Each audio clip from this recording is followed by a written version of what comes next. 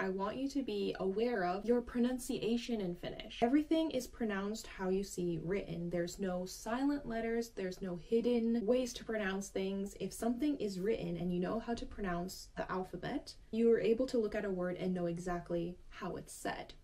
However, you can get tripped up by double vowels and consonants because you do have to pronounce every single letter. When there is a double vowel or consonant, you have to be careful that you're really pronouncing them either in a single way or a double way, because it can change the meaning if you forget to pay attention to this. Raja, which is a border, and raja, a limb.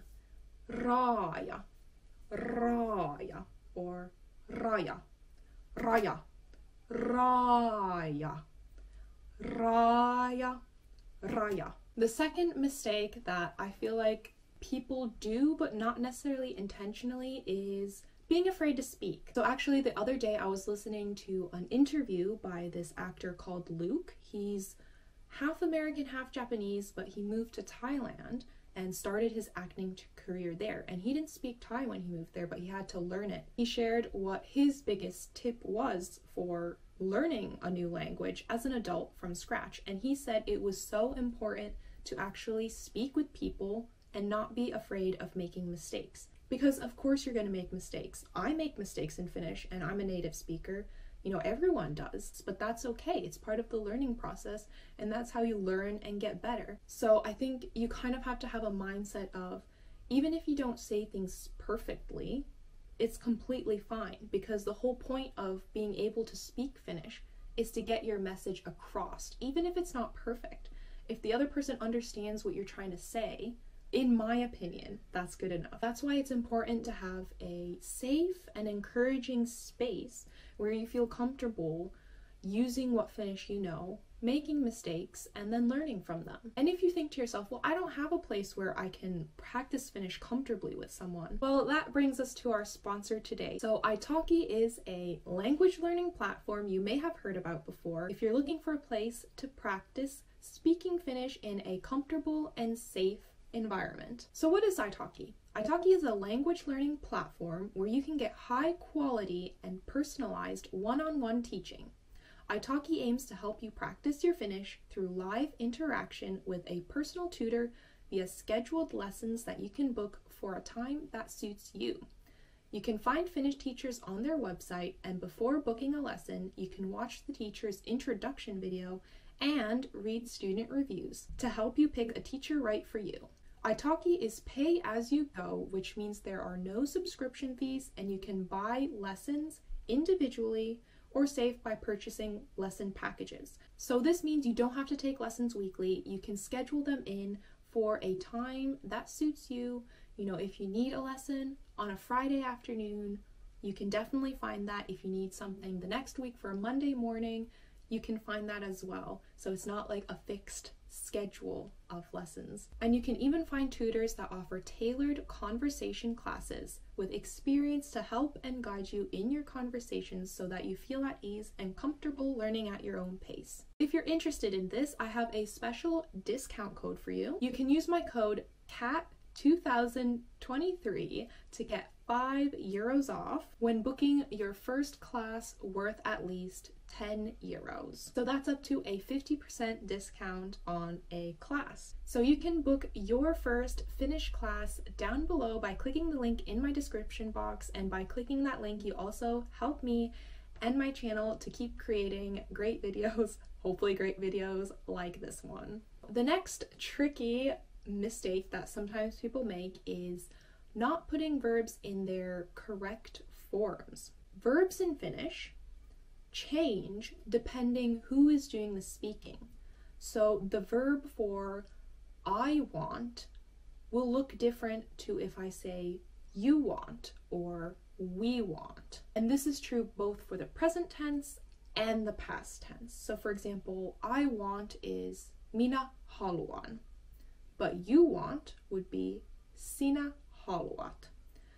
But the fun thing about this is that because the verbs have the pronoun markers in them, so for minä it's the N, for sinä it's the T, so on and so forth, you don't actually need the pronouns at all.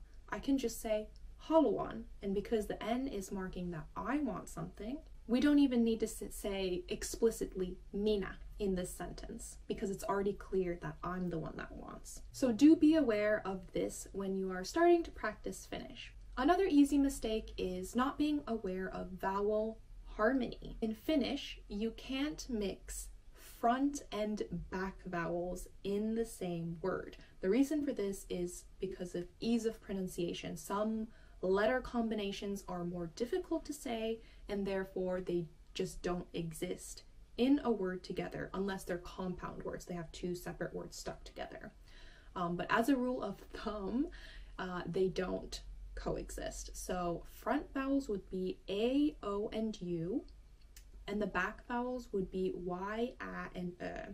And these vowels don't coexist. If you're wondering about E and I, they're neutral, so they can be in any word.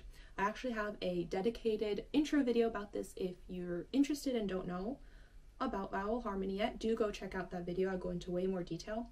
But vowel harmony is what will determine which ending, like for example, case ending you will use. If you're wondering why can a case ending be either SSA or SSA, it's because of vowel harmony. If you watch my vowel harmony video, you will hopefully understand this process more deeply, but this is something to be aware of. The next one is KPT rule. So sometimes when you are working with nouns that you're perhaps changing into case forms, you might realize that certain letters in the stem of the word change.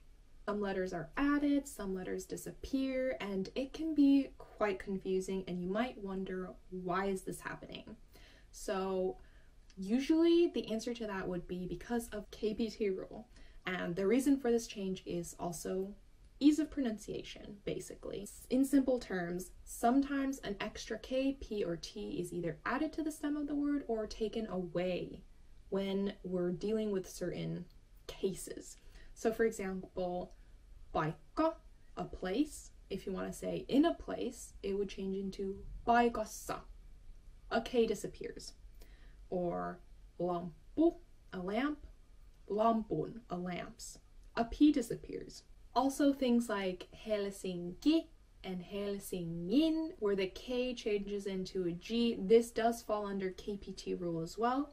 I haven't specifically covered that change in any of my videos yet, but I do intend to cover it at some point. But if you're looking for a basic video about KPT rule, I have made one.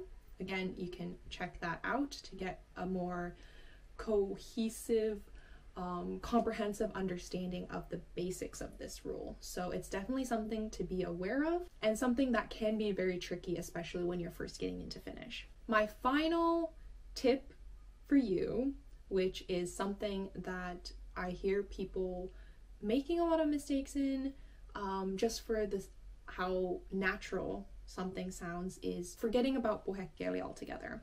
So what I mean by this is you have to be aware that in Finnish we do have kirjakieli, or written Finnish, which is used in written text and also in more formal settings, like maybe the media or like the news or speeches, in more official settings. And then we'll have puhekieli, or spoken Finnish, which you use in everyday conversation. So if you're only learning kirjakieli, for example, which is traditionally what a lot of textbooks and what a lot of Finnish courses only touched on, you'll really struggle going out into the real world and actually having conversations in Finnish, because everything will sound different.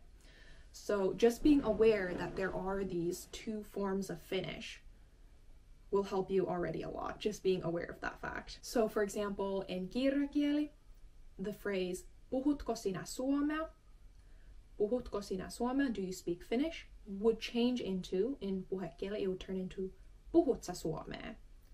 Puhut sä suomea, do you speak Finnish? They both mean the same. Puhutko sinä suomea sounds more formal. It's not something you necessarily would hear out and about, because people would tend to say puhut sä suomea. because it just feels more natural when you're speaking. Of course, there's also some regional variances depending on dialects and stuff like this, but I'm just speaking in a general sense of generic spoken Finnish, like especially like southern Finland, capital city region. Another example is in kirjakieli, you might say something like minun nimeni on Cat ja minä asun Suomessa. That sounds very formal, and it's not something I would personally say if I'm actually introducing myself to you if I met you on the street. What I would say is mun nimi on Cat ja asun Suomessa. That sounds, to me, that feels much more natural. So just be aware of this distinction. So do you have any other tips that maybe you've learned yourself from your own mistakes, or mistakes you've heard around you, or something your teachers have pointed out or taught to the class that it's good to keep your eyes and ears peeled for? Let us know in the comments. I think it would be great if we shared our tips with each other, and then we can help each other out and learn together. So kiitos tosi paljon for watching this video, ja nähdään ensi kerralla. Moikka! Tällä, which means with this thing, or like with this, versus täällä, which means here. So there's only a one letter difference, an extra a, but the meaning does change. So tällä versus täällä. Täällä. Remember to just stay on that a little bit longer. Tällä and täällä. You can also do the same with the word satu, so a story, or sattuu. It hurts. It hurts. Sattuu. So satu and sattuu. Stay on the T and the U. Sattuu. Satu, sattuu. And the last example I have is muta, which is mud, and mutta, which is but, and finally muuttaa. All very similar looking, but all mean something different. So muta, mutta, muuttaa. Muta, mutta, muuttaa. Muta, mutta, muuttaa. Okay? It can be tricky, especially in the beginning, if your language doesn't have this strict distinction between the length of double vowels or consonants or double letters in general. But just practice this, listen to Finnish, and rather exaggerate the length of the letters than keep it short if you're unsure about how to pronounce something.